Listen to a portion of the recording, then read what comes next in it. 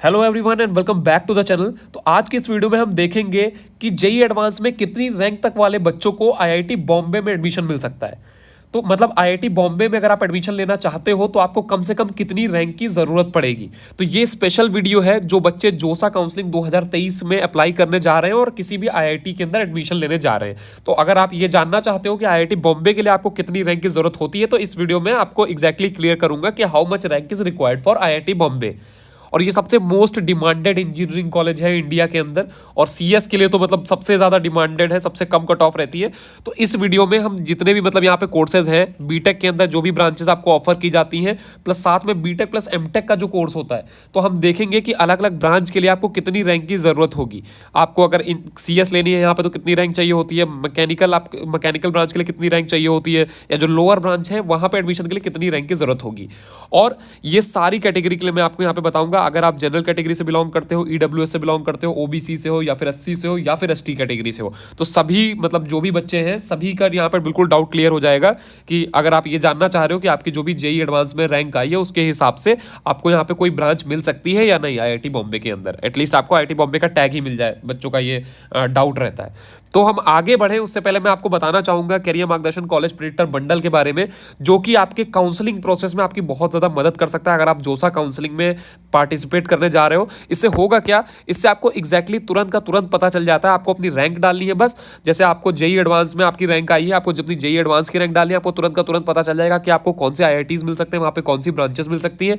अगर आपका JEE advance clear नहीं हुआ है तो आप यहाँ पे जेई मेंस की रैंक के हिसाब से, मतलब जिनका जेई एडवांस क्लियर भी हो गया वो भी जान सकते हैं कि उनकी जेई मेंस की रैंक के हिसाब से उनको कौन सा एनआईटी, कौन सा ट्रिपल आईटी, कौन सा जीएफटीआई मिल सकता है जोसा काउंसलिंग में, या फिर अदर जो स्टेट गवर्नमेंट कॉलेजेस है क्या वो कोई बेहतर अच्छा और कॉलेज मिल सकता है। तो ये आपको सिर्फ सिंगल क्लिक में पता चल जाएगा। आपको बस एक क्लिक करना है, आपको तुरंत पूरी रिपोर्ट निकल आ जाएगी। और मैं आपको एक और जरूरी बात बता दूं कि ऑलमोस्ट 90% स्टूडेंट्स और पेरेंट्स गलतियां कर देते हैं अपनी चॉइस फिलिंग में और कॉलेज का जो रिसर्च प्रोसेस होता है उसके दौरान, जिसकी वजह से क्या होता है कि उनको कोई कॉलेज नहीं अलॉट होता या फिर डिजर्विंग कॉलेज नहीं मिल पाता है कई बार। तो ये मतलब गलतियां क्या होती हैं, मतलब ये किस गलती की वजह से ऐसा होता है कि मतलब बच्चे को डिजर्विंग कॉलेज नहीं मिला या फिर कोई कॉलेज नहीं अलॉट हुआ। तो ये गलती होती है जैसे कि हम सिर्फ रैंक पे ध्यान देते हैं। तो रैंक के अलावा और भी बहुत सारे फैक्टर्स होते हैं जैसे category rank, home state seat allocation, sub category seat allocation, seat matrix, जो जोसा काउंसलिंग का पोर्टल एल्गोरिदम होता है, वो सारी चीज़ें। और होता क्या है कि जब भी मतलब नॉर्मल पहली बार बच्चे या पेरेंट्स काउंसलिंग करने जाते हैं अपनी, तो वो जाते हैं अपने पोर्टल के ऊपर और नॉर्मली रैंडमली चॉइस फिलिंग करने लगते हैं। और जब आपको ये पता नहीं होता है कि आपको कौन से कॉलेज मिल रहे हैं और आप जब रैंडमली चॉइस फिलिंग करते हो तो यहीं पे असली गलतियां होती हैं, जिसकी वजह से मतलब ये रिजल्ट आता है नो कॉलेज अलॉटेड या डिजर्विंग कॉलेज ना मिलना। तो इससे बचने के लिए आपको क्या करना होता है, आप जब भी काउंसलिंग किसी भी काउंसलिंग में पार्टिसिपेट करने जा रहे हो और स्पेशली जब जोसा में पार्टिसिपेट करने जा रहे हो तो आपको पहले से ये जान लेना होगा कि आपको कौन से कॉलेज मिल सकते हैं और वहाँ पे कौन कौन सी आपको ब्रांचेस मिल सकती हैं। तो ये टूल एग्जैक्टली वही करता है। आपको अपनी रैंक डालनी है, आप जैसे ही रैंक डालोगे आपका तुरंत का तुरंत रिपोर्ट मिल जाएगा कि आपकी जेई एडवांस की रैंक, आपकी कैटेगरी, ये जितने फैक्टर्स बताए इन सब चीज़ों को ध्यान में रखते हुए आपको बताएगा कि इन सब चीज़ों को ध्यान में रखते हुए आपको कौन से कॉलेज मिल पा रहे हैं आपकी रैंक पे। और साथ ही साथ मतलब अगर आपकी जेई एडवांस में मतलब ज़्यादा रैंक आ गई है, आपको आईआईटीज़ की मिलने की संभावना बहुत कम हो गई है, तो आप अपनी जेई मेंस की रैंक के हिसाब से भी जान सकते हो कि आपको कौन कौन से कॉलेज मिल सकते हो। और यहाँ पे कोई एरर का चांस नहीं है क्योंकि हम जो ये पूरे हमने बंडल बनाया हुआ है ये ऑफिशियल डेटा का यूज़ करके बनाया हुआ है जो अलग अलग काउंसलिंग जो पोर्टल है वो प्रोवाइड करते हैं। तो अगर आप भी मतलब ये आपके लिए बहुत यूजफुल हो सकता है, बिल्कुल रामबाण हो सकता है आपकी जो भी आप किसी भी काउंसलिंग में पार्टिसिपेट करने जा रहे हो, चाहे वो जोसा हो, स्पॉट राउंड में करोगे आप अपनी जेई मेंस के रैंक के हिसाब से, या फिर कोई स्टेट काउंसलिंग जैसे कि JAC Delhi, JAC Chandigarh, UPTU, MPDT. तो मैं आपको दिखा देता हूं कि आप इस प्रिडिक्टर का यूज कैसे कर सकते हो, किस तरीके से ये रिपोर्ट आपकी मदद करेगी। और फिर हम आगे देखते हैं जो हमारा मेन टॉपिक था आईआईटी बॉम्बे के लिए कितनी रैंक की जरूरत होगी। तो अभी मैं आपको जल्दी से दिखा देता हूं किस तरीके से आप हमारे कॉलेज प्रेडिक्टर बंडल का यूज कर सकते हो। तो इसके लिए आपको यहाँ पे आ जाना है, यहाँ पे आपको मल्टीपल अलग अलग काउंसलिंग के प्रेडिक्टर दिख रहे हैं। आपको आईआईटी कॉलेज प्रेडिक्टर पे आ जाना है, यहाँ पे प्रेडिक्ट माय कॉलेजेस पे क्लिक करना है। आपको अपनी रैंक डालनी है, यहाँ पे मान लीजिए मेरी 4500 के आसपास रैंक आई है और आपको यहाँ पे अपनी कैटेगरी सेलेक्ट कर लेनी है, अपना जो भी जेंडर है वो सेलेक्ट कर लेना, प्रेडिक्ट माय कॉलेजेस पे आपको क्लिक कर देना है।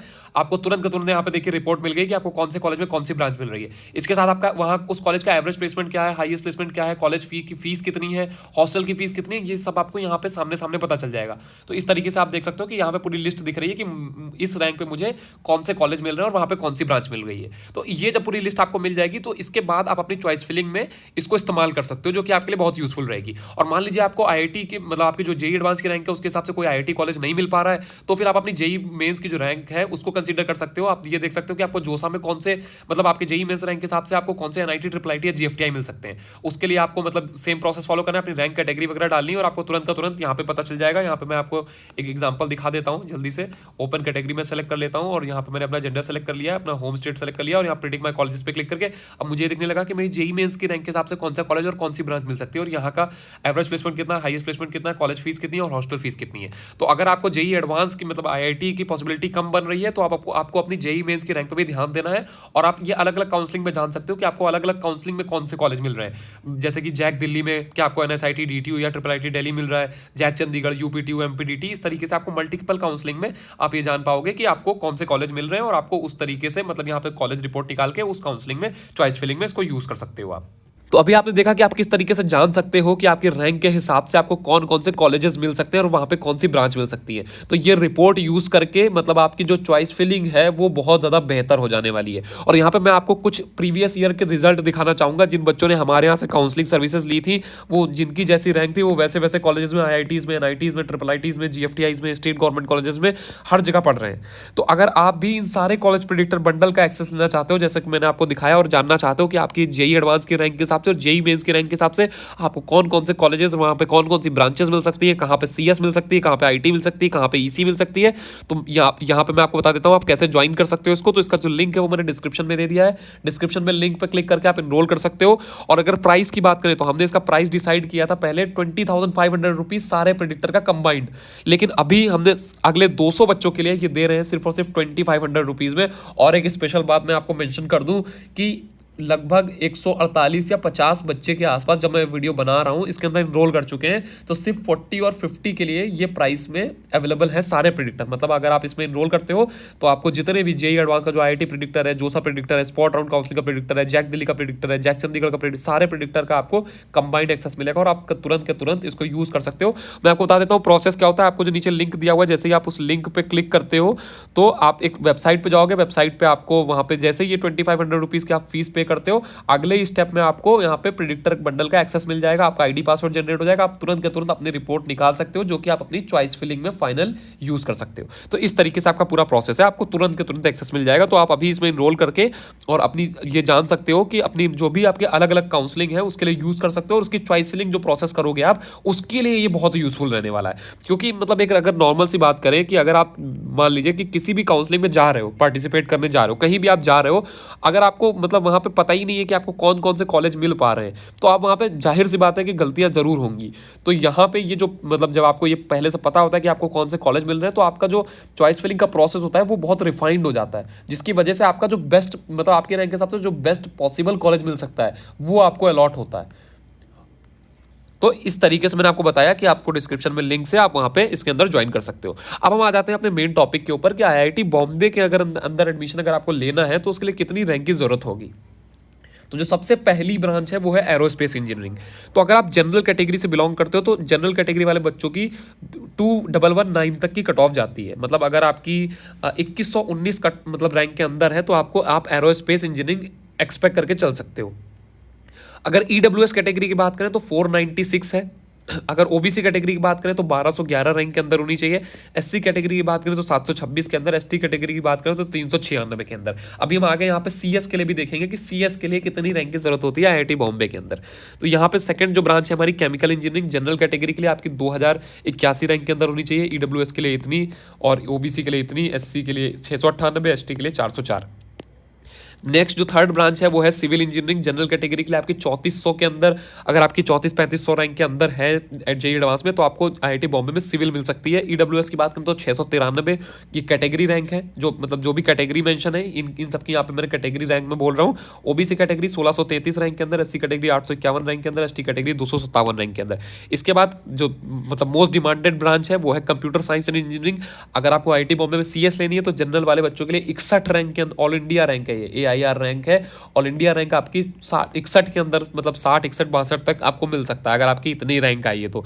EWS कैटेगरी की बात करें तो 18 रैंक ऑल इंडिया रैंक आपकी उसके अंदर होनी चाहिए। OBC कैटेगरी की बात करें तो 51, SC कैटेगरी की बात करें तो 23, ST कैटेगरी की बात करें तो आपकी कैटेगरी रैंक 9 के अंदर होनी चाहिए। इसके बाद अगर इलेक्ट्रिकल इंजीनियरिंग की बात करें तो इलेक्ट्रिकल इंजीनियरिंग के लिए आप यहाँ पे देख सकते हो जनरल के लिए इतना लगता है, EWS के लिए इतनी रैंक के अंदर होनी चाहिए, OBC के लिए इतनी होनी चाहिए, SC के लिए इतनी होनी चाहिए, ST के लिए इतनी होनी चाहिए।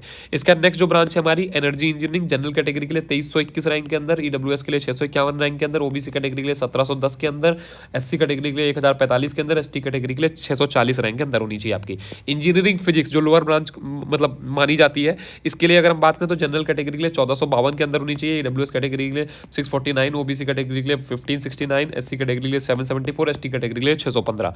इसके बाद नेक्स्ट जो ब्रांच है हमारी मैकेनिकल इंजीनियरिंग, मैकेनिकल इंजीनियरिंग अगर आप एडमिशन लेना चाहते हो तो 1406 रैंक के अंदर आपको यहाँ पे मैकेनिकल, अगर आपकी 1406 रैंक के अंदर आई है तो आपको यहाँ पे मैकेनिकल मिल सकती है। EWS 328 के अंदर, OBC 836 के अंदर, SC कैटेगरी अगर आप SC कैटेगरी से बिलोंग करते हो तो 369 के अंदर, ST कैटेगरी से बिलोंग करते हो तो 222 कैटेगरी रैंक होनी चाहिए आपकी। मेटलर्जिकल जो ब्रांच है इसको भी लोअर ब्रांच हम मानते हैं, तो जनरल कैटेगरी की 3700 रैंक तक का यहाँ पे मिल जाता है। EWS की बात करेंगे तो 793 रैंक तक मिल जाता है, OBC की बात करेंगे तो 2075 रैंक तक मिल जाता है, SC कैटेगरी 1066 तक, ST कैटेगरी 602 रैंक तक का मिल जाता है यहाँ पे। इसके बाद जो हमारी अलग जो बीटेक प्लस एमटेक वाली ब्रांच होती हैं, तो उसकी अगर हम बात करें BTech plus MTech in electrical engineering, तो जनरल कैटेगरी वाले बच्चों के जिनकी ऑल इंडिया रैंक 900 के अंदर है उनको मिल सकता है। EWS कैटेगरी 228 रैंक के अंदर, OBC कैटेगरी 542 रैंक के अंदर, SC कैटेगरी 303 रैंक के अंदर, ST कैटेगरी 217 रैंक के अंदर वालों को यहाँ पे electrical BTech plus MTech electrical मिल सकता है। इसका जो नेक्स्ट ब्रांच है हमारी BTech plus MTech environmental science and engineering, इसमें काफ़ी ज़्यादा तक कट ऑफ जाती है। तो अगर आप जनरल कैटेगरी से बिलोंग करते हो और आपको IIT बॉम्बे का टैग चाहिए और अगर आपकी 5000 रैंक के आसपास है तो आपको यहाँ पे ये BTech plus MTech environmental science and engineering मिल सकती है। EWS कैटेगरी की बात करें तो 1001 रैंक के अंदर, OBC कैटेगरी की बात करें तो 2680 रैंक के अंदर, SC की बात करें तो 1469 रैंक के अंदर, ST की बात करें तो 847 रैंक के अंदर। इसके बाद जो हमारी नेक्स्ट ब्रांच है वो है BTech plus MTech in mechanical and computer integrated manufacturing, तो जनरल कैटेगरी के लिए आपकी इतनी रैंक के अंदर होनी चाहिए, EWS कैटेगरी के लिए इतनी रैंक के अंदर होनी चाहिए, OBC के लिए इतनी, SC के लिए इतनी और ST के लिए 303 रैंक के अंदर होनी चाहिए। तो आप यहाँ पे BTech plus MTech in mechanical plus computer integrated manufacturing expect करके चल सकते हो। तो ये थी मतलब जितनी भी ब्रांचेस हैं यहाँ पे और अलग अलग कैटेगरी की कट ऑफ IIT बॉम्बे के लिए। आई होप कि आपका IIT बॉम्बे की कट ऑफ से रिलेटेड सारे डाउट क्लियर हो गए होंगे। अगर अभी भी आपका कोई भी डाउट रहता है तो आप नीचे कॉमेंट सेक्शन में कॉमेंट करके अपने डाउट पूछ सकते हो। और आपको अगर ये जानना है, मैंने आपको बताया कि आपको अपनी पूरी जो चॉइस फिलिंग है वो बेहतर तरीके से करनी है, एक्सपर्ट के तरीके से करनी है, जिस तरीके से वो करते हैं। तो आप मतलब अपनी रिपोर्ट रेडी करो, सबसे पहले आपकी कॉलेज रिपोर्ट रेडी करो, उसके बाद ही आप अपनी जो चॉइस फिलिंग है जोसा की और या फिर आप किसी भी काउंसलिंग में पार्टिसिपेट कर रहे हो उस तरीके से फिर आप अपनी चॉइस फिलिंग करो इस रिपोर्ट का यूज़ करके। क्योंकि जब आपको ये पता होगा कि आपको कौन से कॉलेज मिल रहे हैं तो आपकी चॉइस फिलिंग बेहतर होगी। और अगर आप ये प्रोसेस मैनुअली नहीं करना चाहते हो तो मैंने आपको ऑलरेडी हमारा जो प्रेडिक्टर बंडल है उसका मैंने लिंक आपको ऑलरेडी दे दिया है, वहाँ पे जाके आप लिंक पे क्लिक करके इसको इनरोल कर सकते हो। और मैंने प्रोसेस भी बता दिया किस तरीके से पूरा प्रोसेस रहने वाला है। तो फिलहाल के लिए हम जो है इस वीडियो में इतना ही रखते हैं, मिलते हैं अपने अगले वीडियो के अंदर, तब तक के लिए गुड बाय।